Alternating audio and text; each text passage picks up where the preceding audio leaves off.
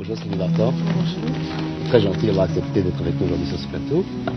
Mais je crois que ça fait encore beaucoup plus plaisir qu'à nous, si vous voulez, aux téléspectatrices qui ont souhaité, qui nous ont écrit nombreuses pour vous rencontrer, que Valérie va vous présenter tout de suite. Non. Cependant, avant, je voudrais dire qu'avec nous aujourd'hui sur ce plateau, il y a Anne-Marie Carrière, qui est aussi l'admiratrice de Sylvie Vartan, et qui nous parlera de certaines choses tout à l'heure. Tout à l'heure, oui. Valérie? J'ai Madame Hainaut à côté de moi. Vous êtes une admiratrice de Sylvie Vartan? Ah oui, depuis une dizaine d'années. Oui. Ah oui, depuis mes débuts. Ce qui ne nous rajeunit pas. Elle représente pour moi mon adolescence et puis mes premières surprises parties. Quand j'étais jeune fille, enfin toute petite. Vous avez l'air tout émue, madame. Ah oui. Madame Lavaux, Oui, vous êtes aussi une admiratrice de Sylvie ah oui, Vartan. bien sûr, beaucoup. Alors, vous la voyez maintenant en naturel pour la première fois. Racontez-moi. Alors là, naturel, ça change beaucoup de la télévision parce que je m'imaginais Sylvie petite, je la vois très grande, mince, élégante, ça change beaucoup de... ça change énormément de... Pourquoi à la télévision, elle ne semble pas? Non, c'est pas du tout ce que je voulais dire. À la télévision, les gens sont... Ils sont plus gros, quoi. sont plus gros, voilà. Oui, je trouve le contraire. Oh, ça Non, dépend. non. Il y a des gens que la télévision améliore beaucoup et d'autres, c'est le contraire. C'est le cas pour vous, Anne-Marie? Ah ben moi, comme je suis Qu'est-ce que je fais oui, ici, ah oui. alors Elles me l'ont dit tout de suite, toutes elles ont dit, donc vous êtes beaucoup plus jeune que je ne croyais. Ça m'a fait plaisir. Madame Pétat, Mademoiselle Pétat, Oui, pardon. moi j'aime Sylvie aussi, et puis surtout elle est à l'origine de la première rivalité qui m'a opposée à mon père. Ah bon? Oui, moi j'ai aimé Sylvie justement parce que lui ne l'aimait pas. Mais après, par la suite, bien sûr, je l'ai suivi. Et... Non, mais qu'est-ce qu'il lui reprochait? de toute façon, il lui donnait pas 6 mois, elle n'a pas de voix, elle sait pas se tenir, etc. Il aime que les chanteuses à voix. C'est affreux, quoi. Vous écoutez votre papa, là? Oh oui, certainement. Eh ben, Je écoutez, suis bien monsieur contente. Pétasse, quand même, vous voyez, je crois que vous avez changé d'avis après cette émission. Il faut inviter la Cala, c'est le papa de mademoiselle. Madame Pornin, vous nous avez supplié de voir Sylvie. Ah oui, oui, je voulais absolument la voir de près et vraiment je suis ravie d'être à côté d'elle. C'est très gentil. Vous êtes séparés par Anne-Marie Carrière. Oui, quand mon même. frère. Moi, je suis là parce que voilà, au fond, je ne suis pas exactement comme ces dames une fanatique inconditionnelle de Sylvie, mais je considère qu'il faut toujours approcher de près les monstres sacrés qui plaisent à la jeunesse. Et comme j'ai vachement envie de rajeunir, il est temps, il n'y a pas de raison de se dire, ah bah oui, ça, ce sont des chanteuses qui plaisent aux minettes. Faut aller voir. Et c'est pour ça que je suis ravie aujourd'hui de me trouver à côté de Sylvie. Et ensuite, je suis à côté d'elle parce qu'il y a 15 jours, j'ai dit déjà sur ce plateau plutôt, que je viendrais parler du copain d'abord, le problème que cela pose aux femmes.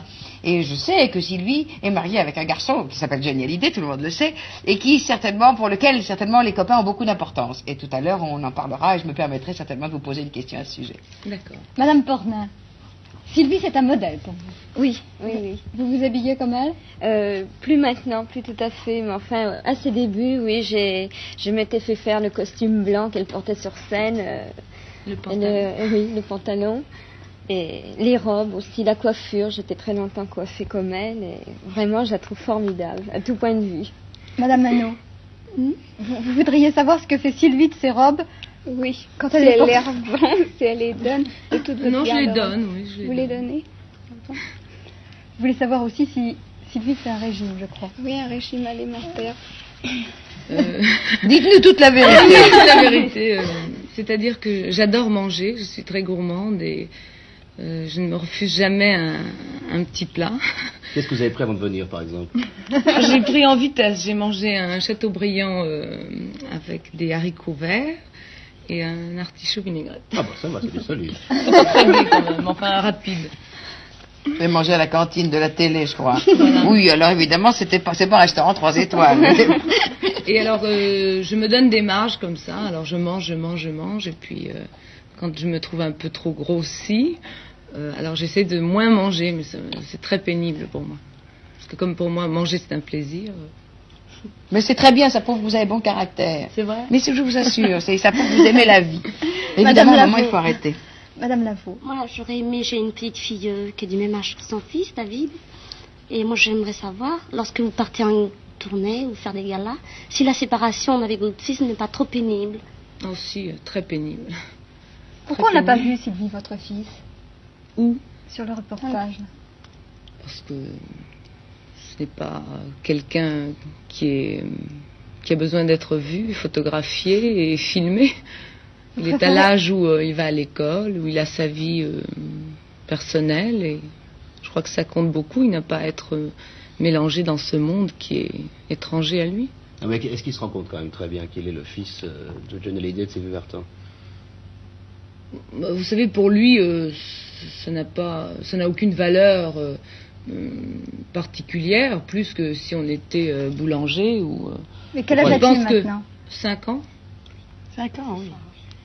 Il écrit déjà ou il en est encore au bâton? Au bâton. Il en est au Il bâton. essaye. Ah, merveilleuse période que celle des bâtons. Madame Hénaud, attendez, Madame Oui. Hénaud. Moi, je voudrais savoir, parce qu'il y a des mauvaises langues qui disent qu'on ne voit pas votre fils en photo ou en émission parce qu'il a quelque chose, une tare. Oui, c'est Vous vrai. savez, dans ce métier, quand on est toujours voué à ça. Quand on ne voit pas votre enfant, c'est parce qu'il est déformé. Si on ne vous connaît pas d'amant en titre, c'est parce que vous n'aimez Vous êtes pas les déformé. hommes. Si on ne vous connaît pas de maîtresse en titre quand vous êtes un homme, c'est parce que vous êtes pour les hommes. Enfin, il y a toujours quelque chose qui ne va pas. Alors on a un petit peu l'habitude et ça nous fait plutôt sourire qu'autre chose. Mais vous tenez absolument à garder votre fils en dehors des journaux à scandale. Et Oui, vous ça, avez autant, raison. tant qu'à faire, oui. Et Oui, comment, pas de scandale. en général, comment l'élevez-vous? Est-ce que vous êtes une maman sévère? Sévère, je ne pense pas que je sois sévère comme ça pour faire preuve d'autorité. J'essaye d'avoir le plus de contact avec lui et puis de lui laisser le plus de liberté. Parce que j'estime qu'on ne peut être heureux et s'épanouir quand on est un enfant que quand on était libre. Moi, j'ai été élevée très librement, d'une manière fantastique, et je souhaiterais pouvoir élever mon fils aussi bien qu'on m'a élevé. Et des deux, entre Johnny et vous, quel est celui qui le gâte le plus? Oh, vous savez, quand on a un enfant qu'on aime, je pense que ce n'est pas une mauvaise chose de le gâter, parce qu'on ne sait jamais. C'est toujours ça de prix, et de toute façon, quand on est petit, on est fait pour être aimé, pour être gâté, choyé. Allez-y. Et lui, a-t-il une préférence entre vous et Johnny? Comme chanteur ou... Une préférence pour le papa et pour la maman? Vous savez, on correspond pour lui à deux choses différentes.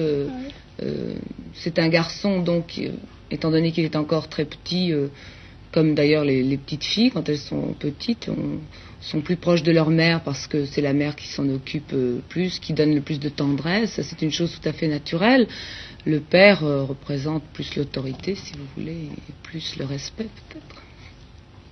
Madame Hénaud, vous vouliez aussi savoir comment Sylvie avait rencontré Johnny. Oui, à quelle occasion? Eh bien, je l'ai rencontré dans les coulisses de l'Olympia. Comment Il ça y s'est avait passé? des courants d'air. Oui. On a failli être emportés, d'ailleurs.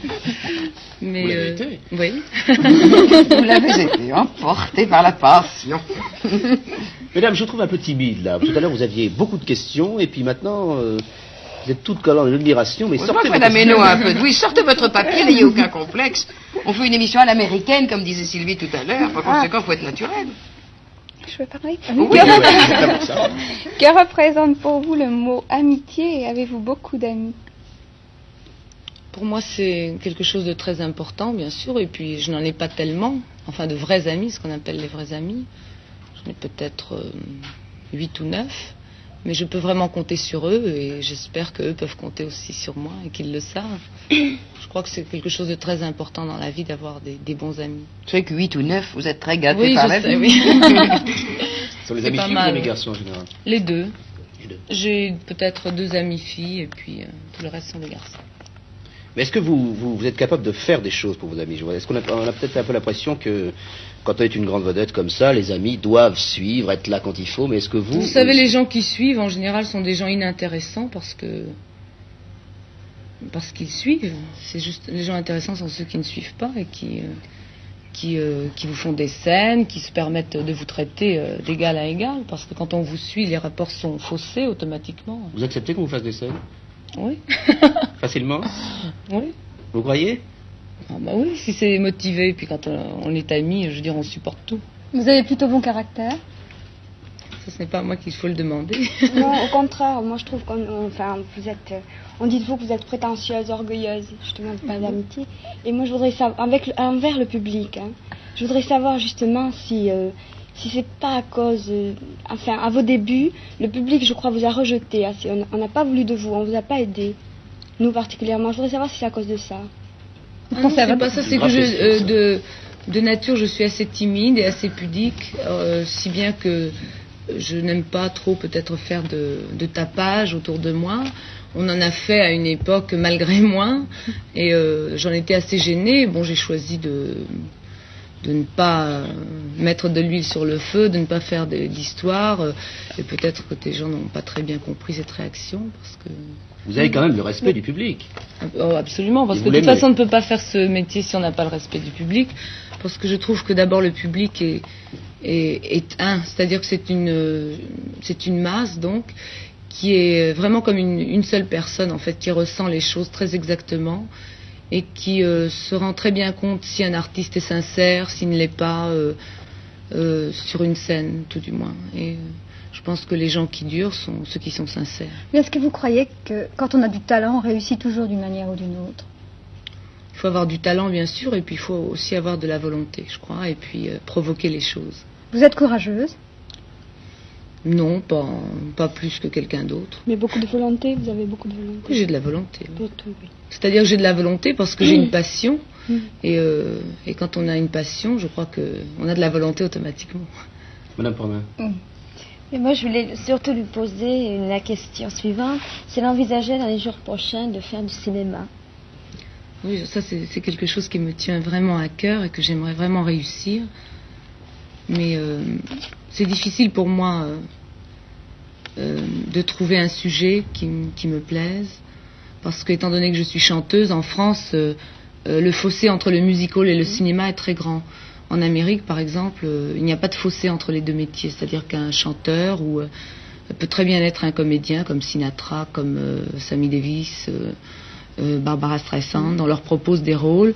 En France, les producteurs et les metteurs en scène ne pensent pas, je crois, tellement aux chanteurs. Mais c'est vrai d'ailleurs pour tous les métiers, vous savez, Sylvie. Oui, Quel que vrai, soit, oui. en France, on est terriblement spécialisé et catalogué. Quand vous êtes dans une petite niche, vous n'en sortez pas. Les producteurs n'ont pas d'imagination. Quand vous êtes... par exemple, je faisais un rôle, mon premier rôle au cinéma était un rôle de fantaisie, j'aurais 15 000 scripts toujours dans la fantaisie. Alors que le propre d'un acteur, c'est de vouloir faire des choses différentes, parce qu'on ne peut pas être toujours passionné par la même chose. Je veux dire, c'est comme dans un tour de chant, on a envie de chanter des chansons tristes, des chansons gaies, des chansons... ça dépend, c'est tout ça la vie, je veux dire, en soi, c'est être triste, être gai. Donc c'est des choses que l'on ressent, et au cinéma, je pense que c'est la même chose. On a parfois envie d'interpréter des rôles qui sont gays. Je crois que je suis un peu tendre pour ce grand univers, dur comme la guerre. Je n'ai besoin pour vivre que d'amour. Je t'ennuie toujours quand même.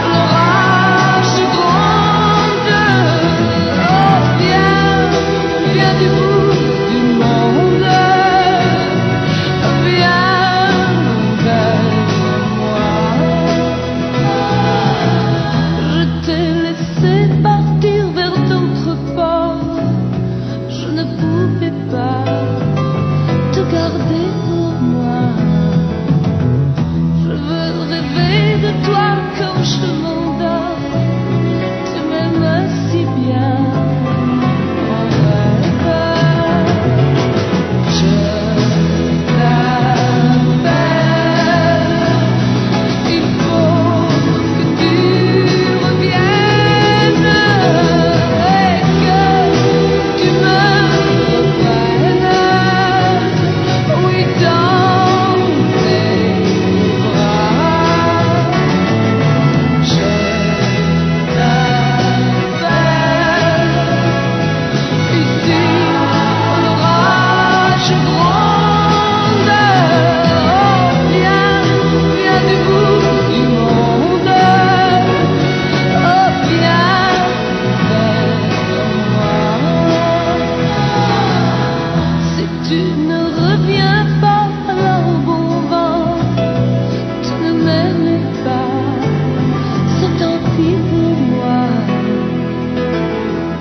et tant pis aussi pour le suivant, celui qui en va.